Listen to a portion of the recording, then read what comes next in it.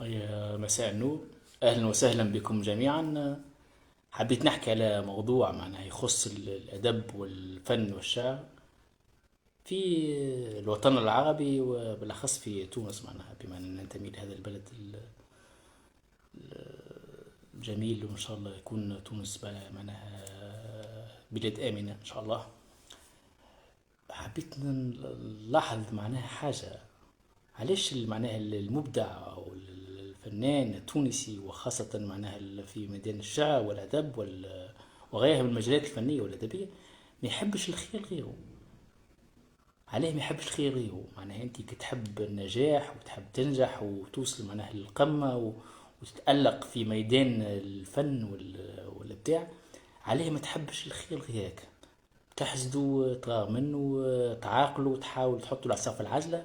عليه هذا كله من المفروض ان معناها نعاونوا بعضنا، نقفوا مع بعضنا، نحبوا بعضنا، خاطر في الاخر الدنيا فانية زينة معناها. لا اله الا محمد رسول الله، معناها تشجيع بعضنا، تشجع بعضنا. انا مثلا نعمل حفلة توقيع في كتاب، مجموعة شعرية او قصصية او غيرها من او رواية، معناها نمامو يجوا معناها يشجعوني، خاطر المبدع هو يشجع المبدع. معناها الكاتب يشجع الكاتب، ياخذ منه كتاب. القاص ياخذ من قاص الكتاب، وهو كذلك الشاعر يدعم الشاعر وياخذ منه كتاب، خاطر هي الحكايه رمزيه معناها. خاطر قيمة الكتاب شنو معناها؟ الثمن نتاعو معناها 10 دنانير، 25,000، معناها 25 دينار بالأكثر معناها، أو 35 دينار معناها أكثر. رغم أن قيمة الكتاب معناها الأدبية هي قيمة معناها ثابتة وقيمة كبيرة. يعني سواء إنسان معناها المجهود نتاعو يبقى يكتب في رواية قرابة السنتين أو 3 سنوات أو حتى ساعات 4 سنوات. وكذلك القصيدة معناها ولادة القصيدة أو الأقصوصة أو القصة القصيرة معناها تاخذ وقت معناها في كتاب وإبداع معناها مخاض الفكر أو مخاض القصة أو الرواية أو غيرها من المجالات الأدبية. وهو كذلك بالنسبة للمسرح معناها المفروض أنه معناها المسرح يشجع أخوه المسرحي ويمشي معناها يحضر معه في العروض المسرحية ويدعمه معناها معنويا، ويقف معاه، يمشي معناها يتفرج في المسرحية، يشجعه، يشري تيكيت على المسرحية. وهذيك معناها علاش احنا نطوروا معناها بالابداع الفني، ونطوروا ونقفوا بعضنا الكل في هذا المجال. خاطر راهو الانسان معناها والمبدع ما يتطور الا بالوقوف الاخ الى جانبه، والانسان بصفه عامه. وانا ما نكذبش عليك معناها نقول لكم صراحه، نعتبر معناها حفل توقيع المجموعة الشعرية أو المسرحية نعتبره أنا معناها نعتبره عرس. تجيني أنا الحفل التوقيع متاعي، أنا نجيك الحفل التوقيع متاعك، نجي تتفرج في المسرحية متاعي، وأنا مسرحي نجي نتفرج في المسرحية متاعك. معناها كيما نقولوا فيها اليوم عندي وغدوة عندك، فهمتني؟ نتعاونوا مع بعضنا ونقفوا مع بعضنا ونشجعوا بعضنا، وكنا معناها التواصل يكون معناها في كل مجالات، ونتألقوا مع بعضنا وننجحوا مع بعضنا. ونجاح به وان معناها نبارطاجوا النجاح، نبارطاجوا الحاجات الايجابيه مش حاجه سلبيه. وانا معناها نوجه تحيه من هذا اللايف للصديق ورجل الاعمال السيد محسن بورشيد، اللي معناها امين مال الجامعه التونسيه لمؤسسه الصغر المتوسطه والحرفيين، اللي معناها كرمني في حفل التوقيع متاعي في المكتبه العموميه بقرنبيليا. وان شاء الله معناها رجال الاعمال والمسؤولين معناها ينسجوا على هذا المنوال ويكرموا المبدعين في مجالات عدة، مش معناها المبدع بعد ما يتوفى يكرموه. فهمتني؟ قال لك معناها يشتي في معناها كما نقولوا فيها في عنقود عنب، بعد اللي مات جابوا له ما نعرف شنو، معناها ديالي كان نتاع عنب. فهمتني؟ وهذا ما يجيش معناها. المفروض ان معناها نشجعوه هو حي ونقفوا معاه ونكرموه، والتكريم راهو مش بشهاده معناها عاديه بابي كارتوني ولا تحكي فارغ شنو معناها. ولا ممكن نكرموه بالتوفيق، معناها نقفوا معاه في المرضى نتاعو، معناها نهزوه يعدي معناها في السبيطار الميليتير ولا في عياده خاصه، ولا معناها نقفوا معاه معنويا وماديا وبكل السبل. ولذلك معناها ندعو من هذا اللايف كل الفنانين والمبدعين ان نحبوا بعضنا ونعاونوا بعضنا، وما تكونش الدعوات بالوجوه. عرفتك اللي معناها كيما نقولوا فيها اغسل الوجوه فوق اللحم. يستحق انه باش يحضر في مهرجان معناها وطني كبير ولا مهرجان دولي ندعموه. وهذه نداء معناها وزارة الثقافة أن تدعم المبدعين ويمثلوا وجه تونس. وعلاش لا معناها المبدع التونسي معناها ما نقفوش معاه. بوكو با ما نقفوش معاه معناها انه باش يطبع كتاب على حساب الدولة، انه باش يعمل مسرحية معناها وتدعموا الدولة في العروض. وهذاك معناها نطور كل وننجحوا كل. وخاصة عندنا صغيرات ما شاء الله موهوبين في المناطق الداخلية في الجمهورية التونسية، في مناطق محرومة معناها ما عندهمش لا مسرح، لا عندهم لا دار ثقافة، لا دار شباب، لا مكتبة عمية. عاش ما ندعموهمش ونمشوا ننتقلوا للمناطق هذه. فهمتني؟ خاطر احنا نحكيو على المركزية والمحورية، ولا مركزية ولا محورية. هو بالعكس المركزية والمحورية نقولناش الكل تقريبا في تونس العاصمة، ما تمش تنقل للجهات. وانا معناها نشد على ايدي اخوتي المسرحيين وانهم يتنقلوا معناها داخل الجمهورية واكتشفوا هذه المواهب الصاعدة، سواء في المسرح أو في كتابة الشعر أو القصة القصيرة أو في الرسم أو في عدة معناها مواهب عدة. وتولي عنا الفن في تونس صناعة. شوف معناها الدول تقدمت، معناها تركيا كانت في العام تنتج فيلم، افلام 3 افلام في العام. تو تنتج تركيا معناها في 2020 في 30 فيلم و50 مسلسل وتطورت معناها الصناعات نتاعها الثقافيه او الصناعات الفنيه، واصبحت دوله معناها عظمى. معناها ولت معناها تتبع في نقولوا احنا في بوليود، في هوليود، وفي الهند، في برشا دول. فهمتني؟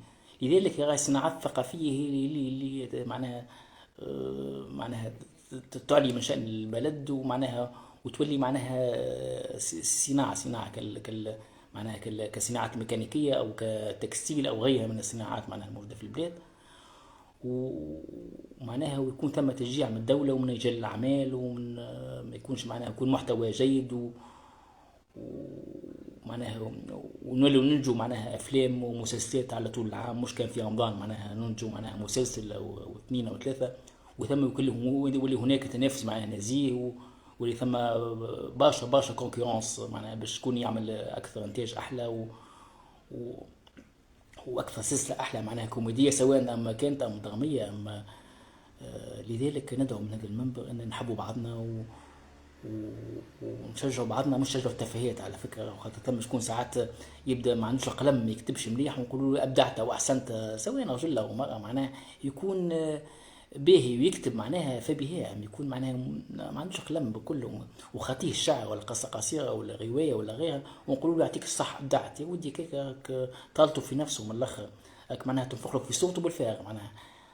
نشجعوا المواهب. احنا نحب يكتب خليه يكتب على روحه. فهمتني؟ اما نصنعوش منه نجم ونصنعوا منه معناها انسان عظيم. وهي معناها تو ممكن اللي موجوده تو في العالم تاعنا بالاخص هي صناعة ممكن الغداء أو التشجيع على الغداء أو التفاهة وغيرها من الحاجات اللي معناها تكون مضرة للصحة. ولا أقل ساعات تسمع واحد يقرأ في نص معناها شعري أو حاجة تتنرفز يطلق الدم، وساعات شيخ على نص معناها تقول هذه ما شاء الله معناها عايش بكي. معناها يكون عندنا برشا عظماء في معناها في كتابة القصة القصيرة وفي الأدب على مستوى العربي وعلى مستوى تونس، أسماء معناها لا تحصى ولا تعد. معناها تجي تختار معناها تلقى روحك ما تجيش تختار معناها شكون بالضبط اللي يعجبك معناها في هذا الدومين، خاطر دومين فاق وكبير ومواهب ما شاء الله صاعدة. تو تلقى كلها معناها حل حك راسك معناها اكتب شعر، حك راسك اعمل مسرحية ولا اعمل فن ولا اعمل مسلسل ولا تولي مخرج وتولي معناها منتج وتولي كل شيء، هذا كل بالفلوس. لكن هذا ما يمنعش انه معناها نحن نشجعوا على الانتاج والصناعة الثقافية والصناعة الفنية. وان شاء الله معناها تونس تنمو معناها ونولوا عندها برشا انتاجات في الميدان الثقافي والفني وتولي عندنا كتاب كبار. وبوكوا با معناها تونسي معناها يتحصل على جائزة نوبل معناها في الاداب وناخذ جوائز معناها. واحنا نتبكر تونس معناها معروفة في المسرح التجريبي او معناها في عدة دول، وتحصل على برشا جوائز في عدة مهرجانات دولية. لكن يلزم نشجعوا الإنتاج المحلي والأديب والفنان، وتكون العروض معناها سواء في المسرح أو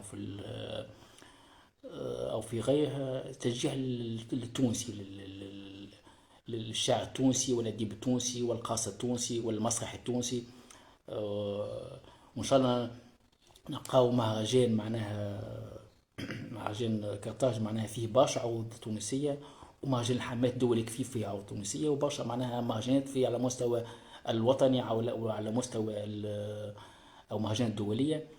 ونشير بالله أهلا سي طيب زيود، ونشير بالله فهمتني ولا اللي معناها تشجيع الفن التشكيلي وخاصة الفسيفساء.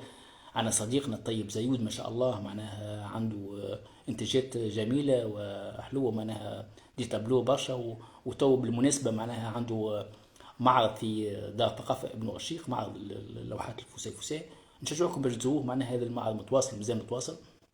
أهلا سي عمر بشتي قاعد يتفرج فينا معناها إنسان ما شاء الله عليه معناها مبدع فهمتني، وإنسان معناها يحب ديما معناها يعرف بالمنتوجات التونسية وخاصة في الميدان الأدبي والفني وغيره من المجالات.